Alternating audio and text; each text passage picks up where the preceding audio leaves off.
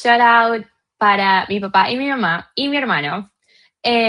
So I just said mom, dad, and brother, because they're like fuel and the ones that keep me grounded, and like of course, like I don't know, they're my whole heart.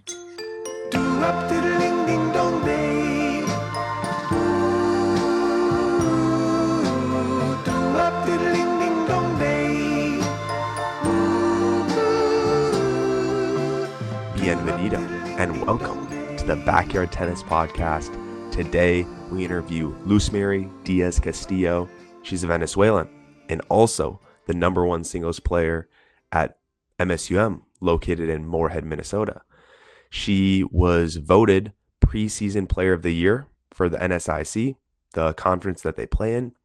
And she also is a record holder for MSU with Shaylin Johnson. Her and Shay have the most doubles wins in MSU history. So she's a very accomplished tennis player and fiery on the court. I'm very excited to get into this one with Luzmary Diaz Castillo. Welcome, Luz, to the Backyard Tennis Podcast. Super excited to have you on. Thank you so much for joining. Thank you. I'm excited to be here. Yeah, and one thing that I'm super excited to chat with you about is you're the first Venezuelan guest that the Backyard Tennis Podcast has ever had. So excited to kind of see what tennis is like, you know, growing up in Venezuela. So my first question to you is, how'd you first get into tennis down there, and what were those first inspirations for you, joining the sport? Of course. Well, it wasn't like I fell in love with tennis voluntarily. Big sport back home is baseball, and my dad is a big fan. I grew up super close to a big stadium, and we went like every week. So I grew up watching baseball.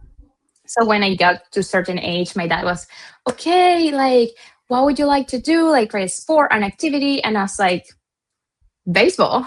And he was like, what? No, that's for like men. You cannot play baseball. And we don't have a softball culture. So I was like, okay, I won't play anything else. So in my dad's mind, he was like, okay, hitting a ball, tennis like woman acceptable. So he introduced me to tennis, and I played for a little bit when I was like 5, left it, stopped playing, tried figure skating during a season when I was in Argentina. Then I went to Bolivia, and then I tried when I was 9. And since then I haven't stopped. So I don't know what got me, but... So you lived in Argentina and Bolivia as well? Yes. Okay. So how many years of, like, when you were growing up, were you in Venezuela for? Well, most of my childhood and like whole life, I just lived for 3 to 5 months in Argentina and 1 full year in Bolivia. And was that to go and travel for sports and try different things out, or was that for a different reason? It was for my dad's job. Okay. So he was supposed to be away for a long time, and he was like, okay, if you have family, we just followed him. But that was the time to like try new things for sure. Mm-hmm. Yeah. And you said figure skating, correct? Yes. That's so wild that at least when I think of like figure skating or like ice hockey, I think of, northern, Canada, Minnesota, and like the southern states, for example, in the United States, they don't have, well, it seems like they have a lot less, resources with that. So I didn't even know that they had figure skating down in South America. Yeah, I think my mom will always want me to do something girly. Like, she was a model and she danced and she tried to pull me into it. And I was like, this is not for me. Like, this is just boring. So when we were in Argentina, she was like, okay, try this. And I actually liked it. But back home, when we came back to Venezuela, we don't have like ice, neither right. ice rinks. So that was the end of it. Yeah. And so your dad kind of introduced you to tennis and you're like, hey, this is, socially acceptable for you to play. And so that was at like 5 years old. Did you start playing at like local public courts, or was it all at like a private facility down there? That's an excellent question. Sports back in South America were like a lot different. So yeah, it's always like private, or even when it's a state facility, it has to be like kind of on your own, or you pay for it like separately. Like it doesn't count with school. So yeah, it was just like a local court nearby my house, and just hit balls. That's all I kid. Yeah. And is everything on clay down there, or do you guys play on hard court down there as well? We have hard courts for the most part. Still have some clay. So if I play ITF, then some of them will be in clay. But in Bolivia, I would say like that's my first year, and it was kind of like my first foundation that was in clay. Mm-hmm. And kind of your style, it reminds me of a clay court player, like really, really high loopy spin. I know you can hit through the ball as well, but um, when you're thinking about the Spanish clay, or the Southern South American, specifically the Argentines, they hit with so much spin and so much depth over the net. And when you first came to MSUM, my wife Lex was the coach, so of course I went to a bunch of your guys' matches, and I was like, wow, like what a unique style that you played. So how did you kind of develop that style then, if you were playing on both, hard court and clay down there? Was it something that you developed, later in your years, or did you always kind of have that like heavier, spinny style?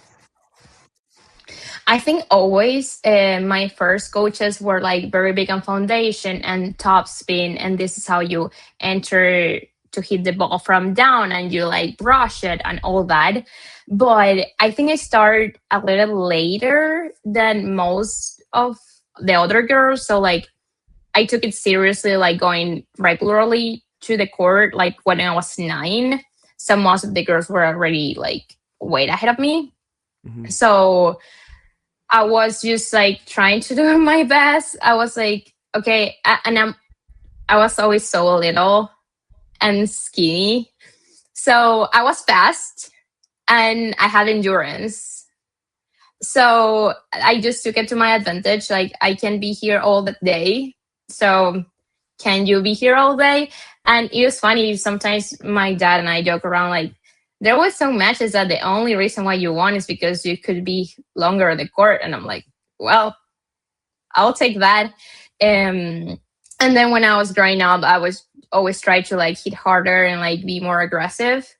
But yeah, definitely my style is like, I don't know, like find that opportunity, but definitely I'm used to long rallies.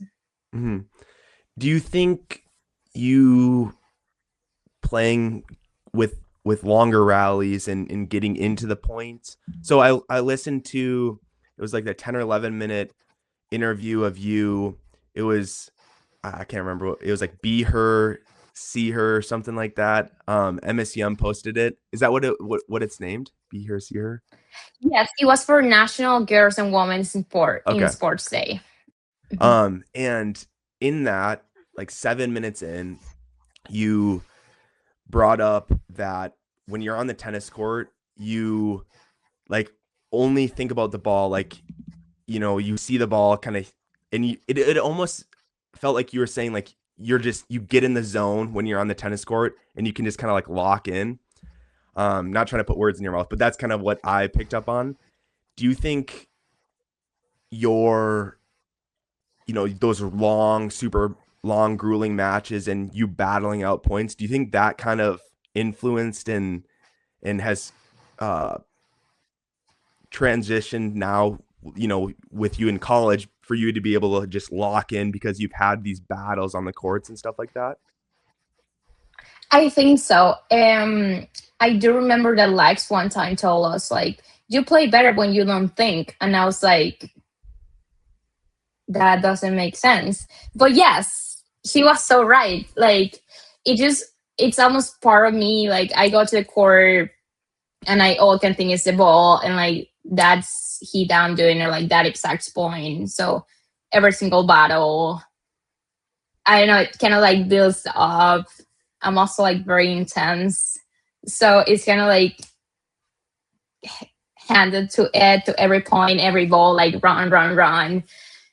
Always give them an extra ball. So yes, I think it does influence that. And again, like now I've been doing it for quite a bit of time. Right, right. And then do you travel around for local tournaments down there, or is everything kind of played locally you're from Maracay, Venezuela? Is everything in your local city, or do you travel to like Caracas or other countries down there for tennis tournaments? Yes, that was very common. So, like next to Caracas, which is the capital. So, Caracas was a common travel tournament kind of thing. Valencia also on the other side of us. And those were like the most common, and the bigger tournaments will be in there because it's like centric. And but I also went like all around like Maracaibo or Bolivar, are like further. But yeah, I travel a lot. So it's not uncommon for you to travel, for tennis and going out of the country and stuff like that. No. Yeah, when we had Mohamed El Houni on, and he is a pro pickleball player, and he played at Gustavus, but he grew up in Libya. I believe it was Tripoli, Libya. So he kind of traveled in like the northern Africa, because there's not a lot of tennis. You have to kind of go and get the tennis type of thing. But I think there's a little bit more tennis foundation down in South America and in Venezuela. Would you say Venezuela's tennis is pretty strong? I wouldn't say so because there are stronger sports. Like we cannot compete with baseball. Hmm. Even soccer has like a better infrastructure. But you will be surprised. Like there's a ton of like good tennis players that I play with growing up, and I'm like, wow, like you're playing like a Billie Jean Cup or like you're D1 and breaking all these records. Hmm. So yes, I would say it's not as popular, but there's definitely talent. Yeah.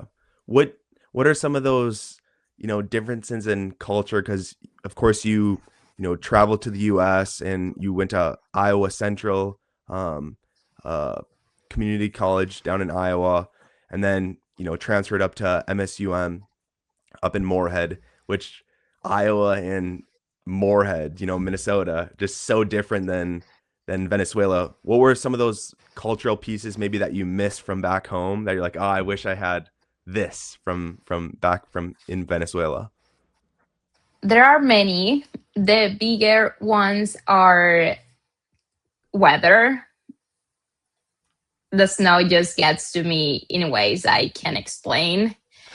Food, although I learned to appreciate Midwest cuisine, which has been fun. Yeah, I would say those are the biggest ones. Besides, of course, like my family or loved ones. But yeah, the weather is just tough.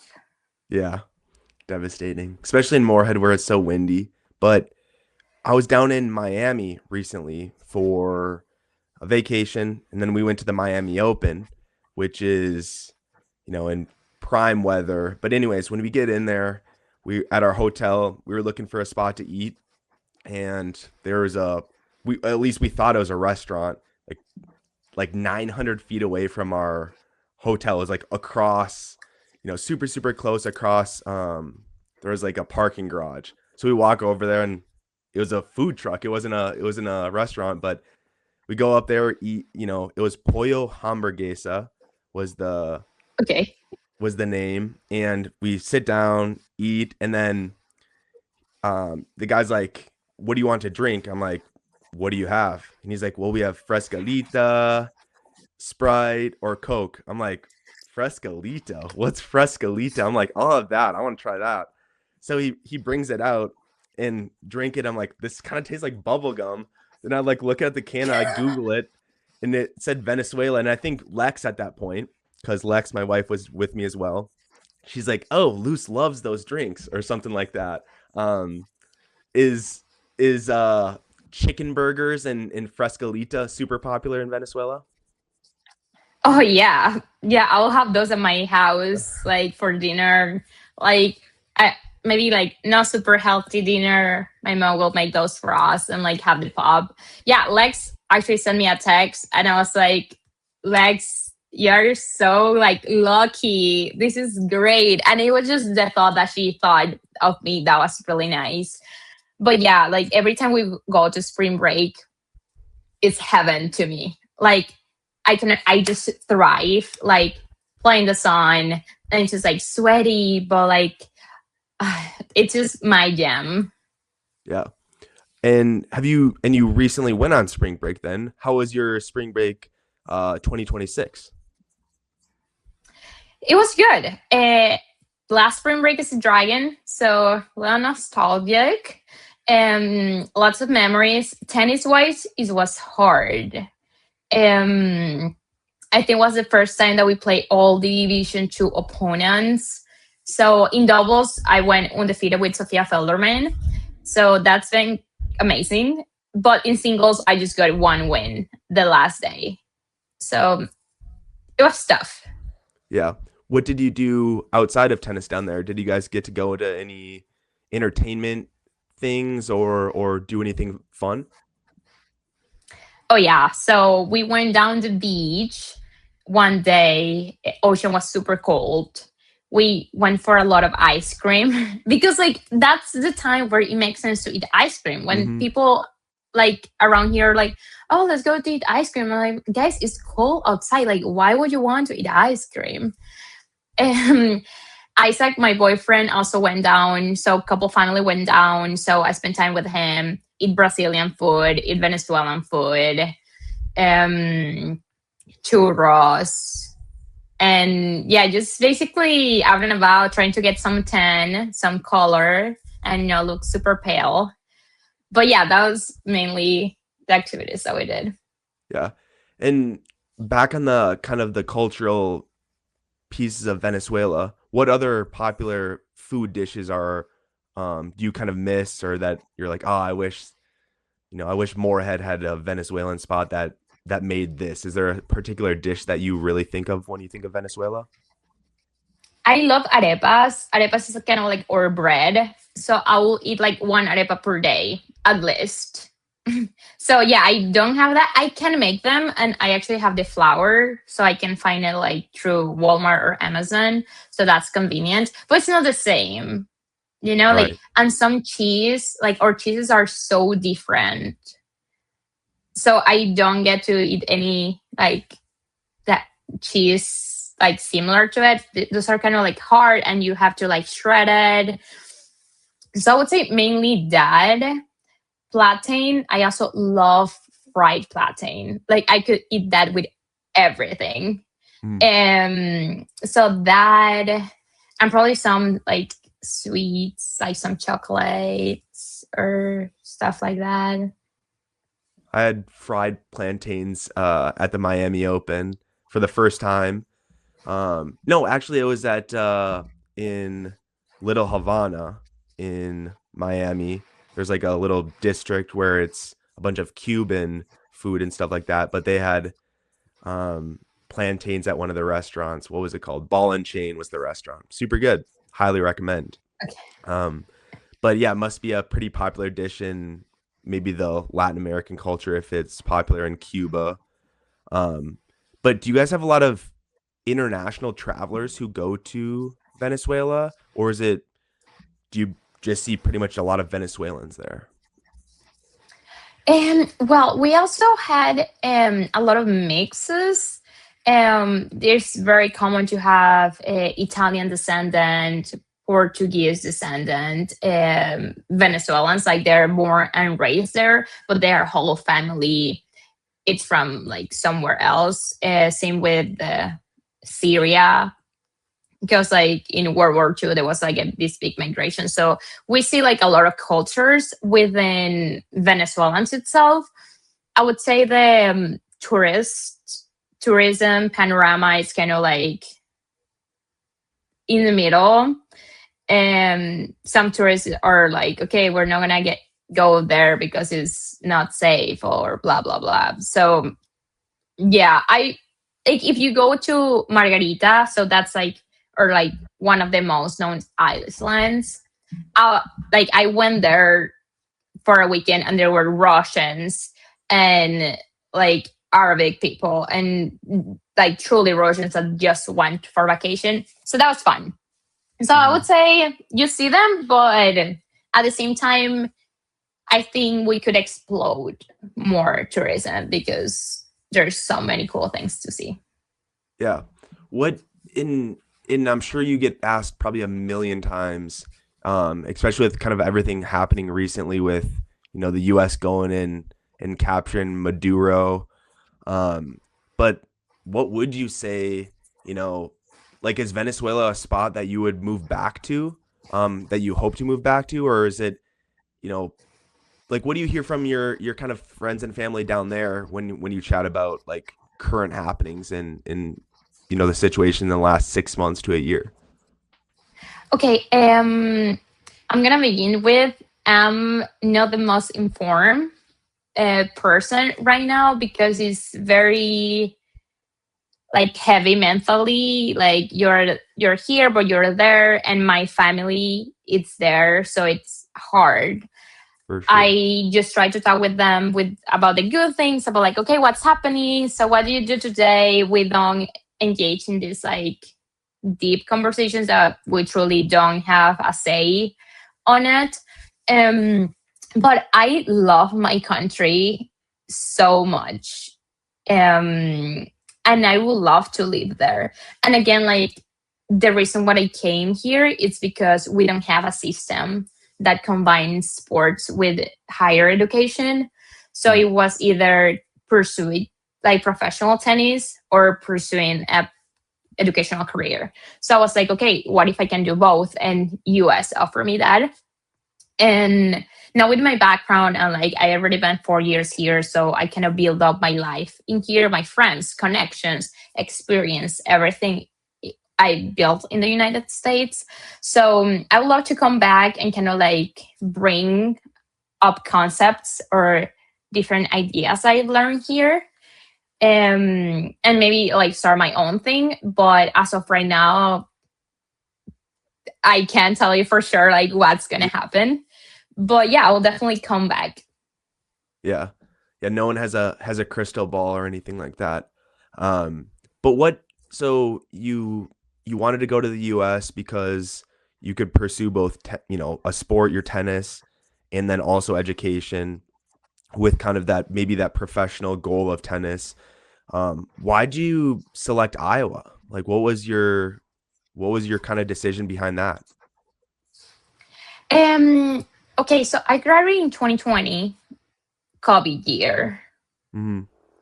So everything kind of like we had quarantine very soon. Everything was locked down, and I signed for 2022. So I spent 2 years in between. Like, okay, I couldn't get court time, but like I could sneak here and there.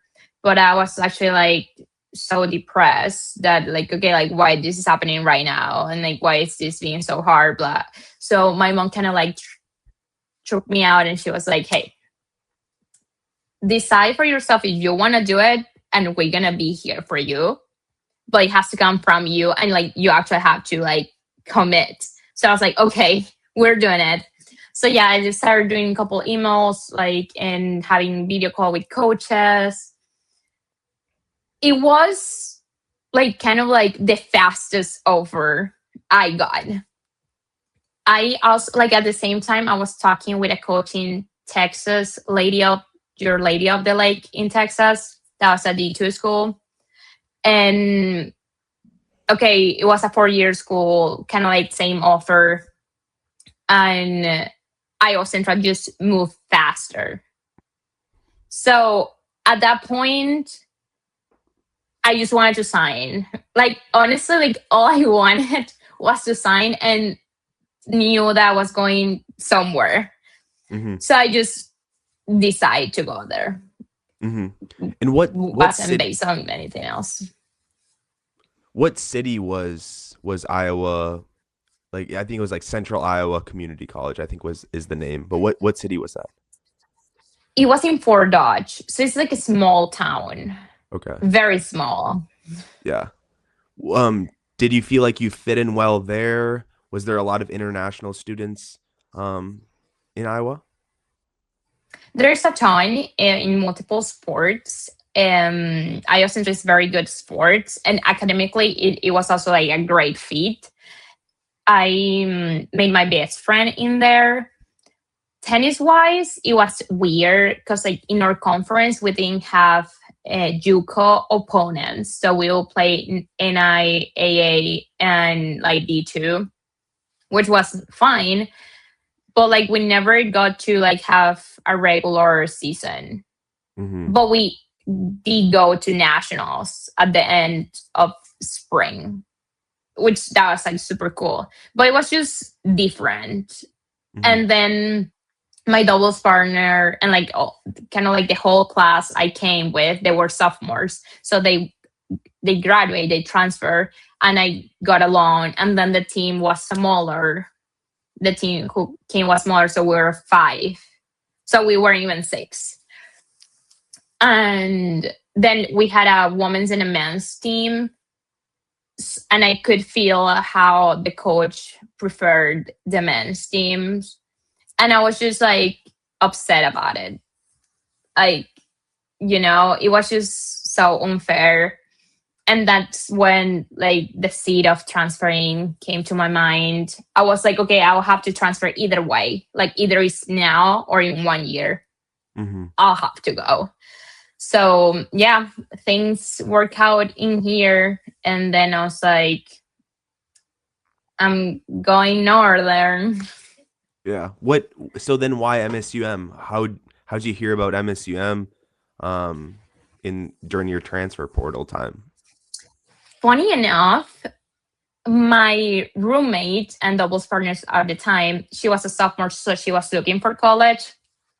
And she reached out to MSUM. But by the time they got back to her, she was already signed with another university.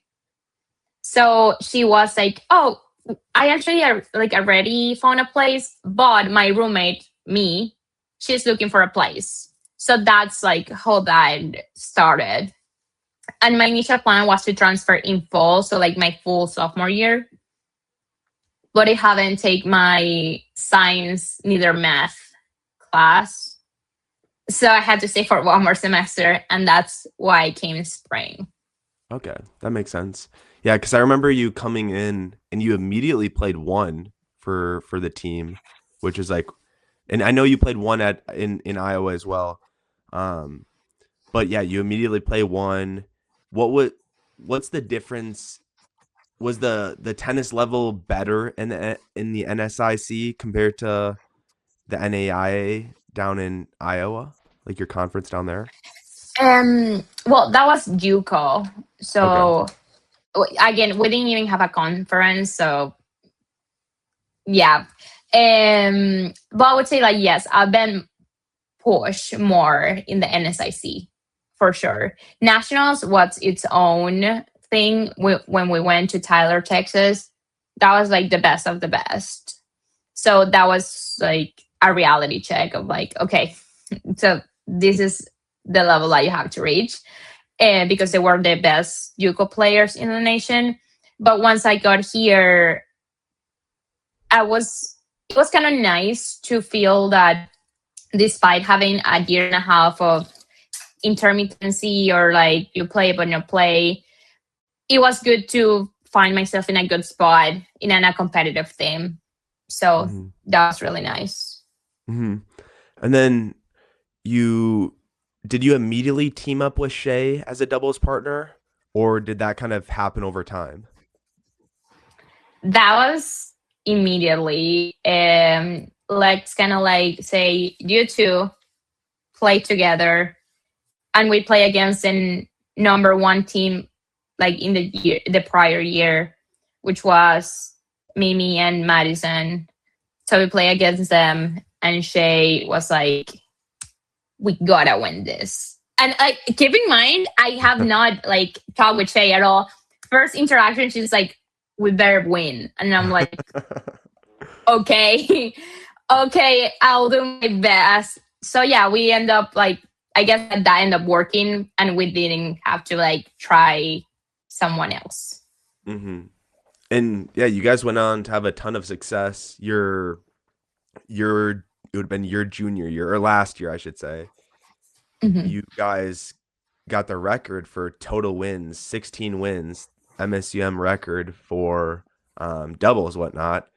That's a pretty cool straw to have in your hat and like something to take away from your college experience. What was it like that year where you just were on a roll, beating everyone?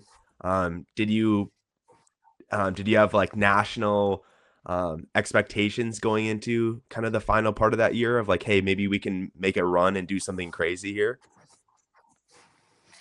Well, I think I was the only one aware of like what could happen, and I didn't want to jinx it. Like it's one of those things like I know this can happen, but if I say it aloud, it might like don't happen. So I kind of I don't think I told her, but Mimi and I were very into stats. So she will tell me, and I will be like, "Don't say a word. We know that." It's like back of your mind. So yeah, it was so. It just play those with her was so fun that if we were having fun and playing our tennis, it will turn out good.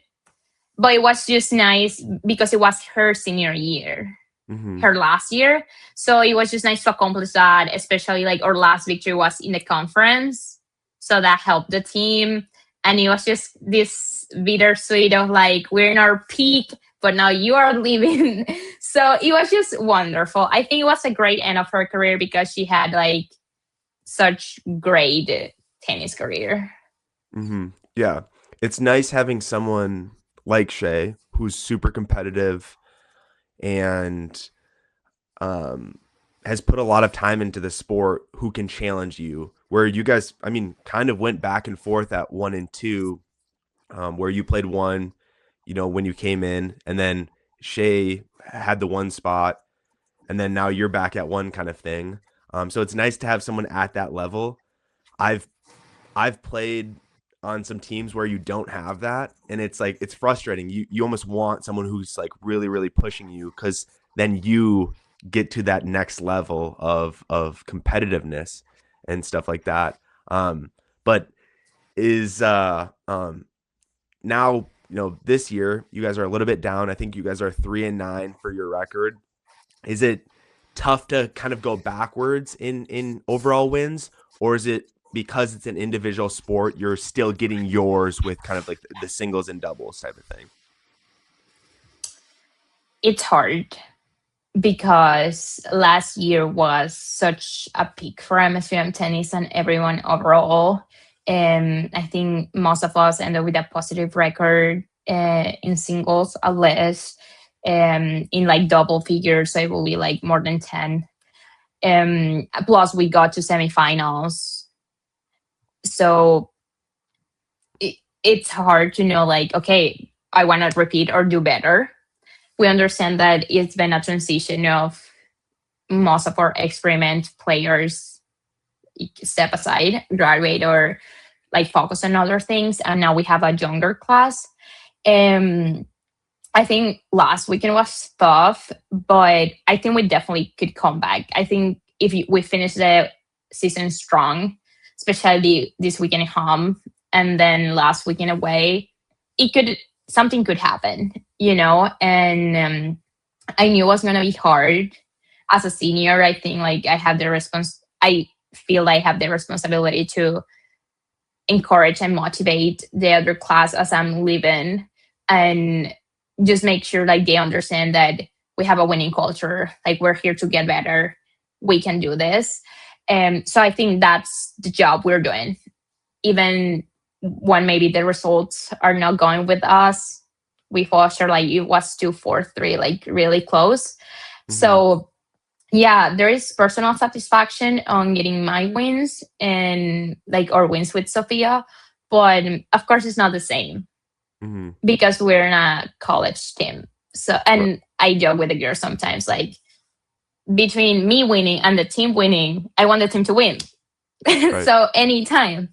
So yeah, it's been a transition, but also my role in the team has changed as the more leadership role, and I'm enjoying that. And I just want to let lead the team in the best spot possible.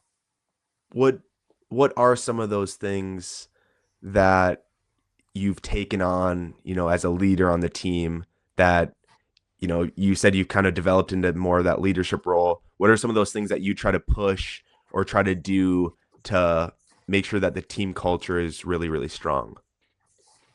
I think first of all, team bonding. We want to make sure like we understand that it's a safe space. We can bring anything up. If it's discomfort, open communication. Like if you're not going to be in practice today because you're not feeling well, we need to know. Um, Kind of like that supportiveness. Also, this is probably super personal, and probably people listen to this will be like, okay, but I feel we gotta be louder.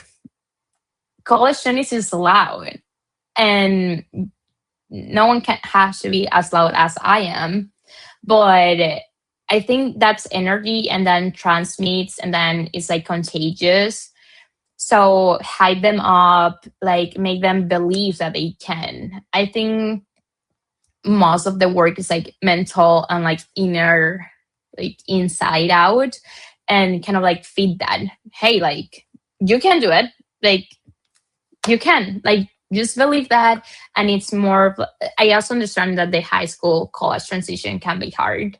But yeah, just make sure that it's a safe place, that we're all supporting each other no matter what. We win as a team, we lose as a team, but you can be better and you can improve, and just gotta work hard.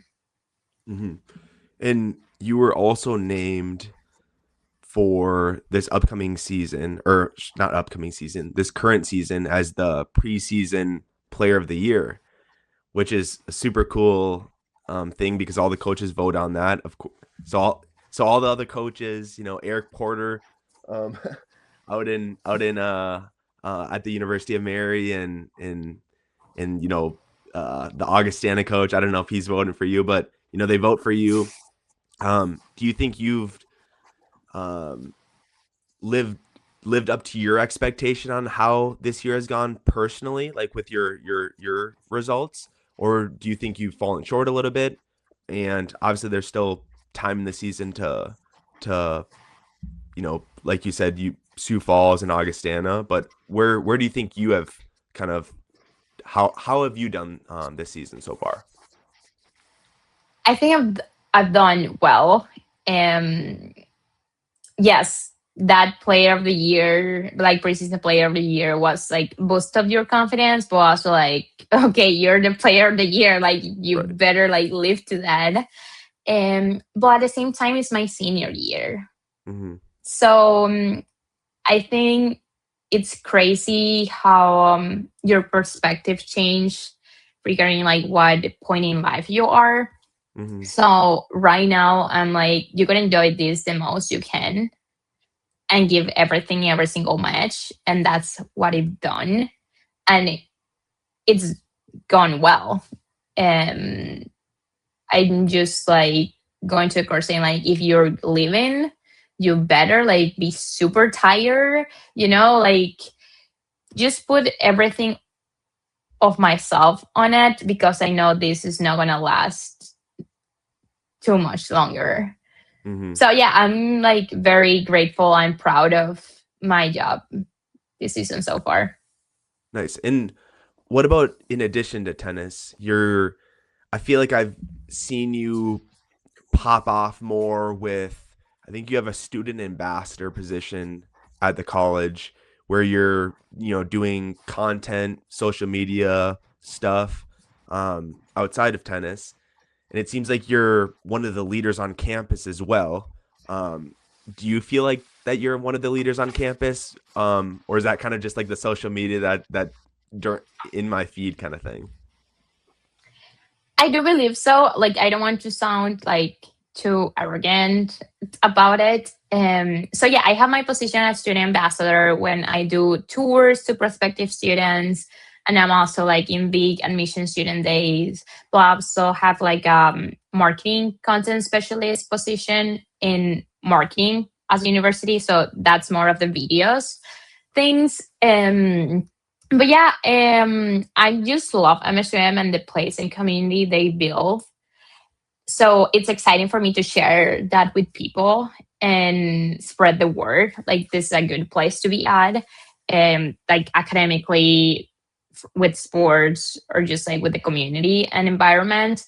So yeah, I'm having a good time. People know me for the TikTok. That's funny. Sometimes like I find friends and I'm like, I saw your TikTok the other day. So that, I don't know how I feel about that. But yeah, it's been fun to be kind of like an ambassador of MSUM. And do you hope to use some of those skills that you're building in your job, in your internship, you could call it, and also your tennis too? You're super fiery on the court. You have a lot of energy. Um, do you hope to bring those skills into kind of your first job and maybe your eventual career? Yes, I hope so. Yeah, I'm a super like extrovert person, or like like my brain goes runs fast, and I'm always trying to hype up persons at my job and cultivate relationships. I feel that's very important, that you trust not just like the worker but the person itself. um so yeah, I think it will be hard. I probably won't be as fiery as in the court, which that scares me, but because like I don't know where I'm gonna put all that energy, or where that version of me will rise up. But yeah, I think I hope to go into marketing or advertising, which is a very creative spot and very like up to trends and move fast. So yeah. Are you gonna try to live um, in Moorhead area? Or are you trying to move out of the area? Like, what would be in the optimal spot, or is it like, I don't know, like whatever happens kind of thing? It's a big I don't know, but as of right now, I know I'll pursue MBA. So Okay. I'll stay in town for one more year. And yeah, after that, I would love to move southern. Like, I literally can't handle more snow or wind. So that would be ideal. However, you can control life, like turns and goes. So maybe I'll stay around, maybe not. Mhm. Um, and do you have any other hobbies outside of tennis that you like to do? You mentioned like team bonding. I don't know if Okay. that's necessarily a hobby and whatnot, but do you do anything outside of tennis that maybe the viewer, the listener would want to hear about? Wow, that's been like the question of the year. And sometimes Okay. like I feel so bad because I'm like, guys, I do a lot of tennis on my time. So Mhm. I like to listen to music. I like to spend time with my boyfriend. I love to watch shows, like crime shows. Those are my thing. Like any action, like probably very violent thing I'll be watching. Um Watch sports. It's also fun. What else? I'm very crafty. So if I like get some crafty project, that will be something that excites me a lot, or like coloring and those kind of things. But I wouldn't say like I play pickleball. Yes, not as often right now because, well, tennis. But during summer, I usually hit the pickleball courts a lot. Okay. Um, Lex mentioned that you followed the UFC. I'm not sure if you're like a big fan of the UFC, but are you a UFC fan? I do follow the UFC. here is like complicated because back home I remember that I have access to like all the channels and I could watch like just change and see all the fights. Here's like you have to have this description, this description, this description. So, but yeah, I love UFC. I love fighters. Yeah, I don't know. My mom doesn't like it much, but I think she went over it. I I love the UFC, and I feel like it's not super complicated. I think you only need Paramount Plus, which I'm not sure if you do have Paramount Plus, but all I of the do have fight it. okay, all the fights are on Paramount Plus now. They just started this Look at year. that.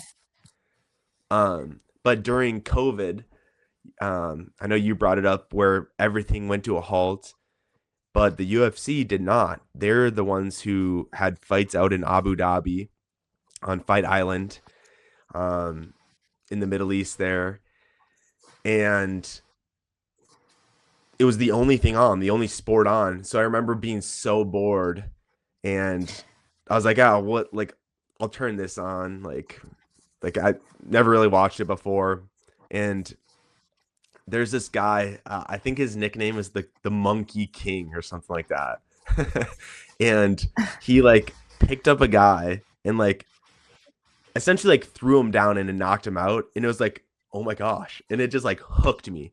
I was like, since that Yes. weekend, I have literally watched every single fight, which there's like 43 fight nights a year. So I mean that's 5-6 years ago now. So I'm sure I've seen over 300-400 fights, which is absolutely ridiculous. But who's your favorite fighter to watch? Okay, he's not on anymore, but I was a McGregor fan. Mm, Uh, I just like maybe he's not the best person. That's okay, but like as a fighter and like everything he did, it was just so like I just wanted to like whenever he go, I'll follow. So I like him. I also like Valentina Shevchenko. hmm She has like Peruvian roots. She's like the bullet. I love like she's like okay, she's like the perfect balance of like being a girl, but also like destroying her opponent like so easily. And of course, I like Pereira, like the Brazilian. mm, yeah. Hmm. Pereira, there's going to be a really, really popular fight card in June. It's called Freedom 250. It's going to be at the White House on the White House lawn. So it's going to be, yeah, it's going to be crazy. But he's fighting on that. He's fighting heavyweight against a French guy named Cyril Gane. Um, so I'm super excited for that card. But what about Juliana Pena? Isn't she from Venezuela?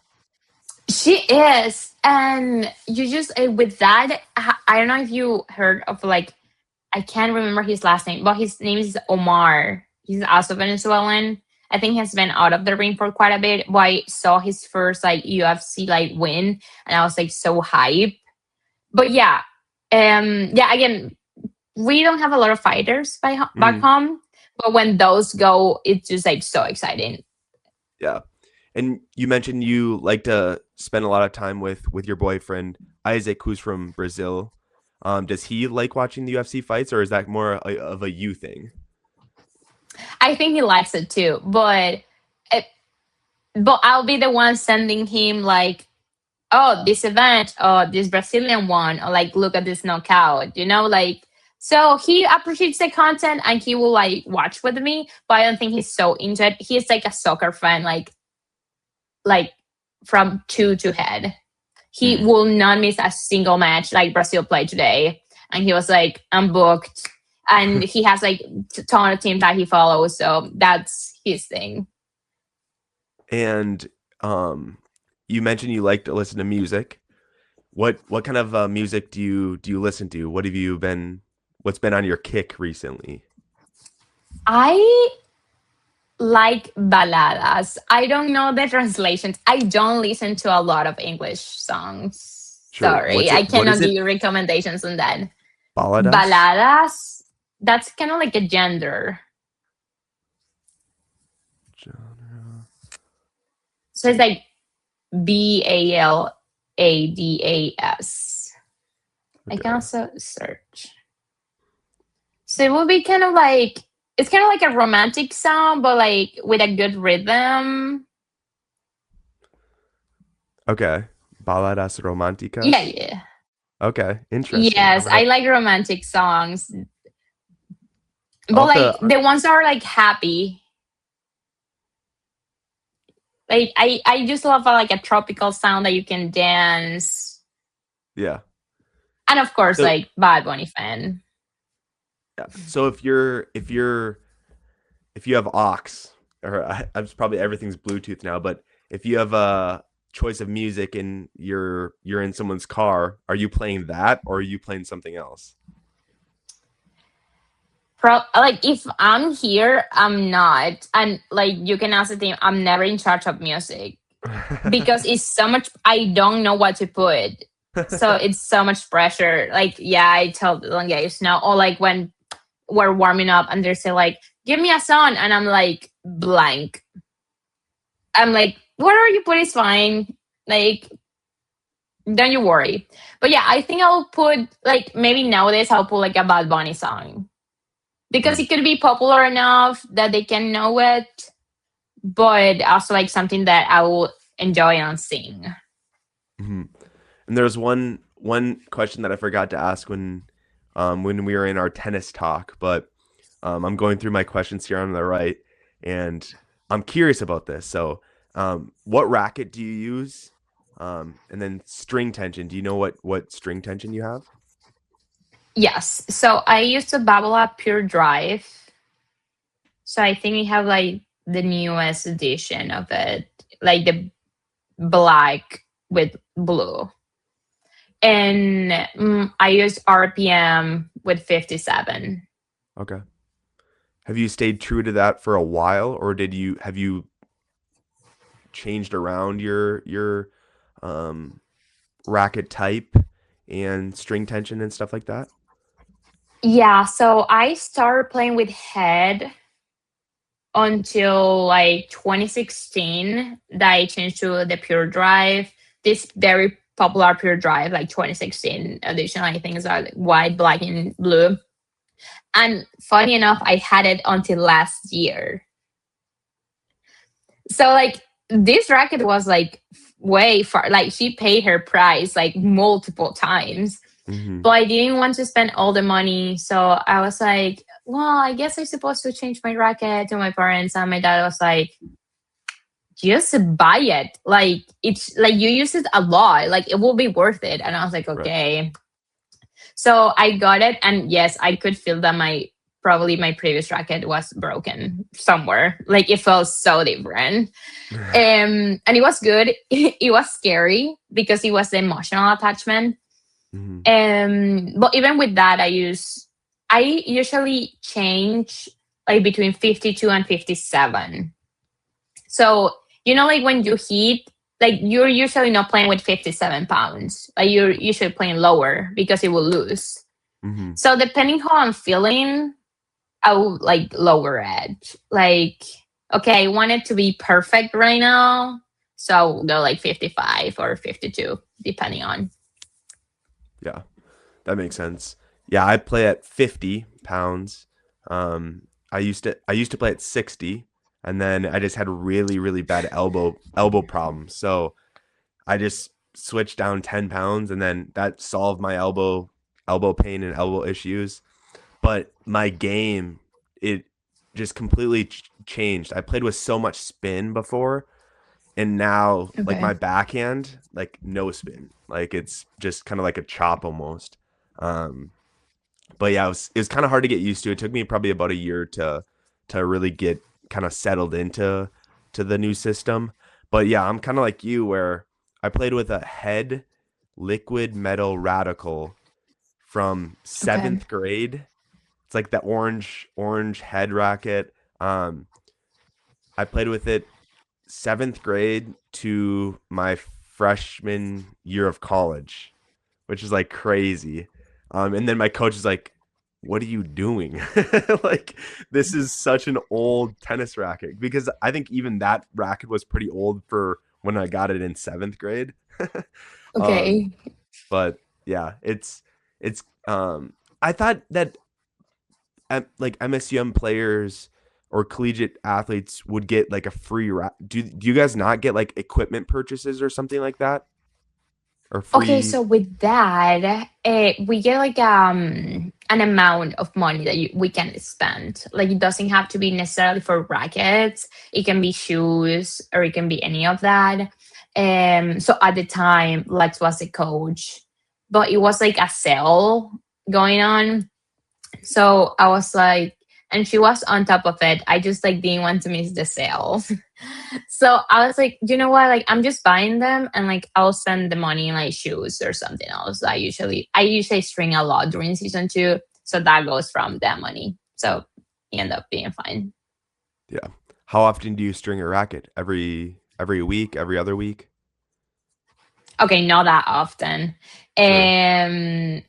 I think it just depends because I again like but there's a point like when I'm about to break strings, I know Yeah, that because makes. I'm just like playing so effortlessly. Like Hmm. everything I want to hit, it goes in. And I'm like, okay, it's about time. So then I don't want to string it. I'm just Hmm. like giving it all like until it breaks. And that would say during season I string so I have two rackets, so I cannot change them. I probably six times. Okay. So you wait until you break your string to restring it? Sometimes. Okay. Sometimes. But like sometimes it's just like this is not feeling good. So just like go string and get the other one. That makes sense. Yeah. I mean, I'm not playing for, competition now anymore, so I just go until I break it. But yeah, like you said, I can feel when I'm going to break the string, and I don't know, it whenever I regrip my racket too, I'm like, all right, I'm going to break my string today. I don't know if it's just I have better grip, Totally. like Like it just literally, have if you more want to strength. break strings, just regrip it. But yeah, Luce, I always end each interview with if you have any shout outs that you would like to give or put out into this world. Do you have any shout outs that you would like to send out? Yes, I'll probably change my language quickly. I would say shout out para mi papá y mi mamá y mi hermano. So I just said mom, dad, and brother, and because they're like fuel and the ones that keep me grounded, and like of course like I don't know, they're my whole heart. Of course, thanks to God, because without him this wouldn't be possible. I would say to all my coaches, I would say Daniel Oropesa, because he texts me like, who's your favorite coach? And I was like, I'm just gonna name all of them. Yeah, but everyone like Ryan was like a big influence. Like all my technique and ground strokes I owe to him. Like till today, I think like I hit as pretty because of what he taught me. Lex, who gave me a shot to come to MSUM. That was big. My life changed after that. And I'm so grateful. Say all my doubles partners, like I didn't like playing doubles until I got to college. So that was big and I enjoyed it so much. And I don't want to leave anyone behind. I'll say, of course, Isaac, you're so great and you deal with me daily.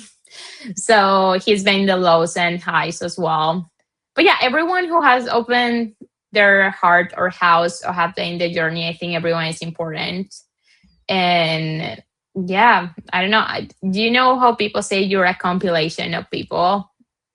So I totally feel like this. Like I've learned so many things from so many cool and good people. So Yeah, I feel like I've heard you're kind of similar to that, like the the five people you hang around the most are like, if you want to be successful, hang around five successful people or something like that. Like you kind of become the uh, who you're around, whatnot. The five people. I don't know. It's very similar to, I guess, the compilation thing type of thing. mhm.